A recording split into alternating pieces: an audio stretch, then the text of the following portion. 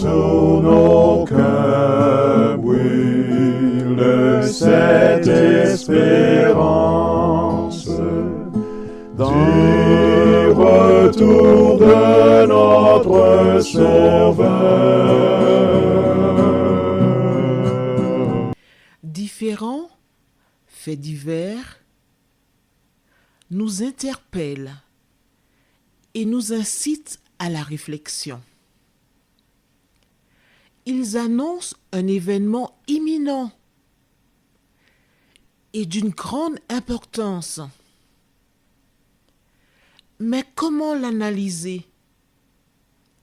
En écoutant Jean-Claude qui, à la lumière de la Bible, t'accompagnera et te permettra d'être prête, d'être prêt pour le retour de Jésus. Note que les éditions spéciales sont disponibles sur YouTube. Quelle est la réponse 2? Le 2, c'est le chiffre. Je te salue fraternellement en Jésus-Christ, le Sauveur du monde.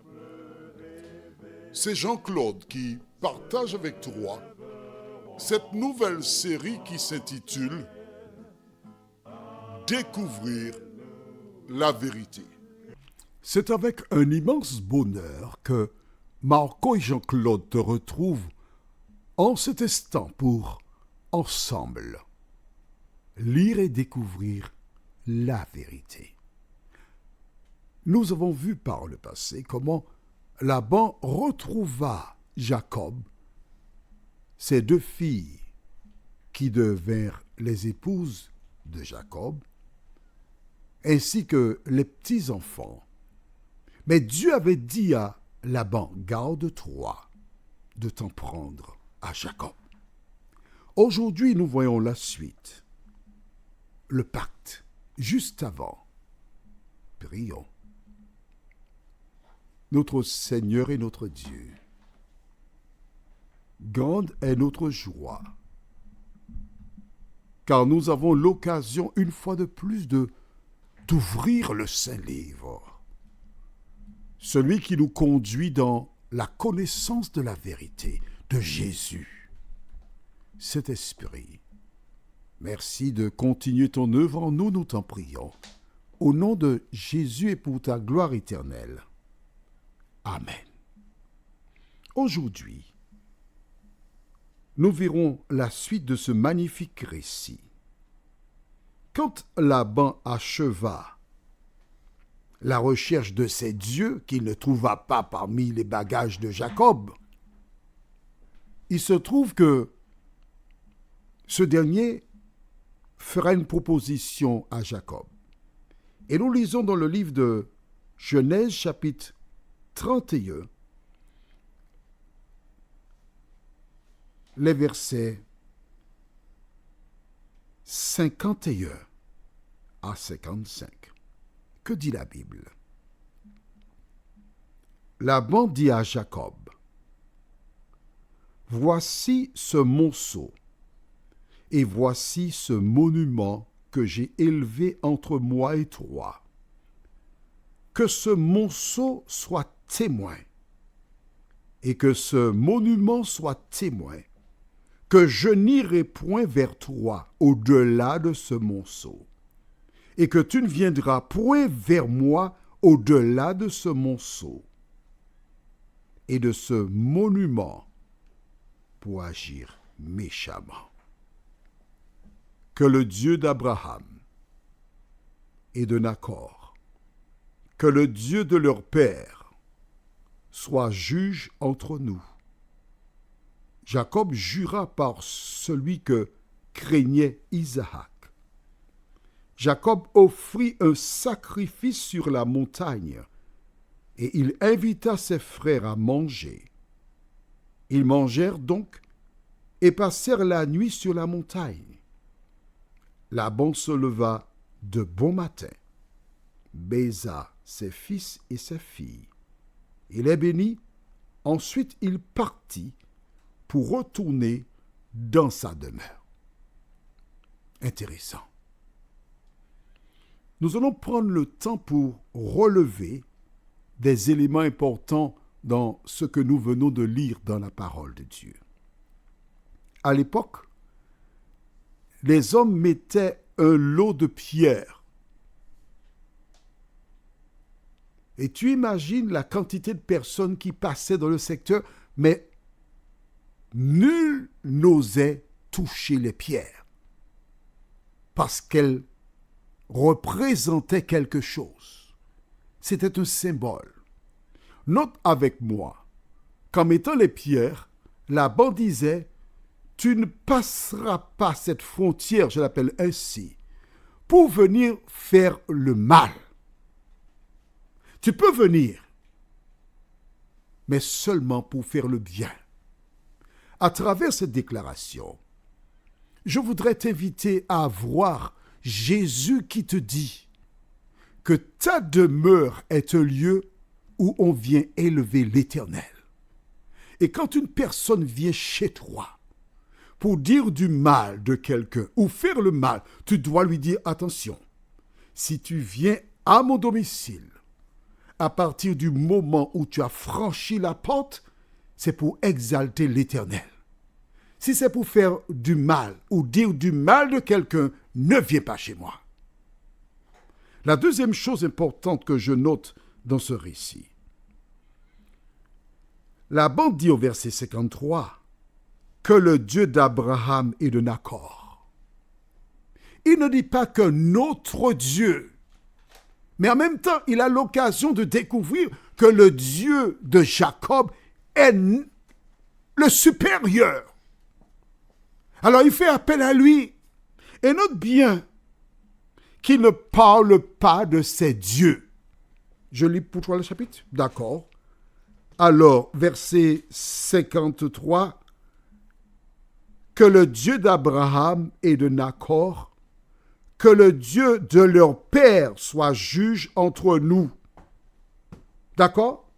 Il fait appel qu'au Dieu d'Abraham, le Dieu de son père. Son Dieu n'existe pas. Pourquoi? Parce qu'il sait que le Dieu de Jacob est supérieur au sien. Parce qu'il voit Jacob partir avec un troupeau important. Un homme qui est venu, comme on dit aux Antilles, les deux mains vides, et qui repart surchargé avec des animaux plus importants que le troupeau de Laban. Il est obligé, à partir de cela, de conclure que le Dieu de Jacob est le véritable Dieu. Et toi, as-tu déjà vu la portée, la grandeur de ce Dieu? Jacob jura, dit la Bible, à la fin du verset 53, par celui que craignait Isaac. Il jura donc par le Dieu de son père. Mais il ne jura pas au nom de son Dieu, parce que l'Éternel n'est pas encore le Dieu de Jacob. Pourquoi? Parce que lors de la rencontre sur le mont à Béthel, il avait dit à Dieu, « Si je reviens chez mon père, tu seras mon Dieu. » Jusque-là, l'Éternel n'était pas encore son Dieu. Cet exemple de Jacob n'est pas le meilleur. Car tu n'as pas besoin de beaucoup de miracles pour reconnaître la grandeur et l'amour de Dieu pour toi. Mais c'était l'accord qu'il avait avec Dieu.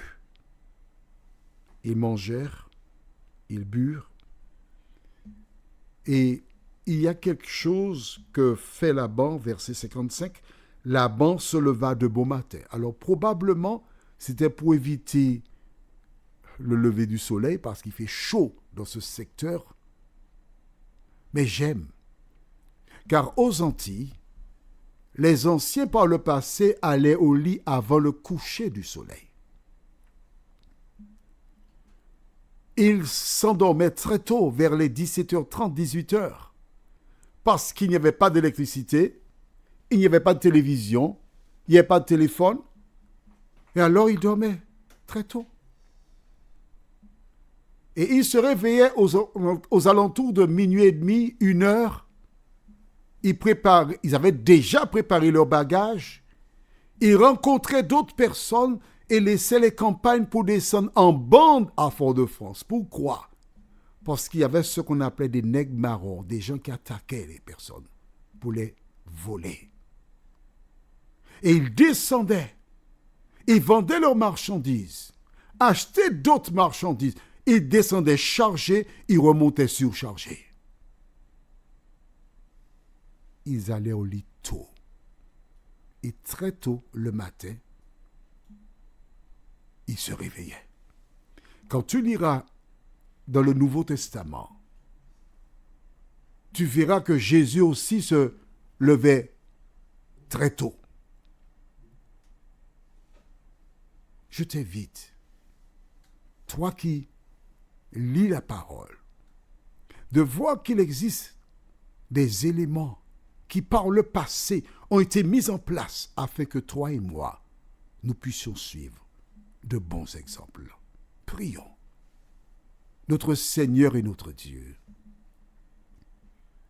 quel bonheur pour nous de venir vers toi. Quel bonheur pour nous de voir que le Dieu qui avait rencontré Jacob quand il descendait vers Laban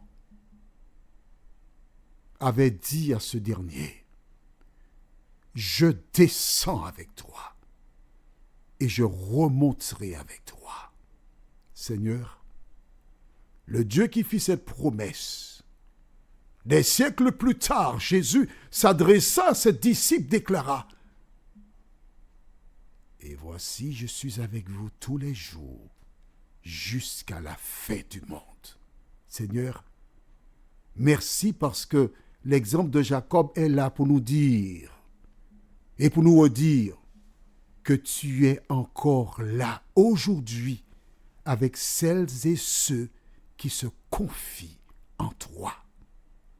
Que ta paix et ta grâce reposent sur nous. Fais de nous des lecteurs acharnés de la parole, mais fais surtout de nous des femmes et des hommes qui mettent en pratique la parole, nous t'en prions, au nom de Jésus et pour ta gloire éternelle. Amen.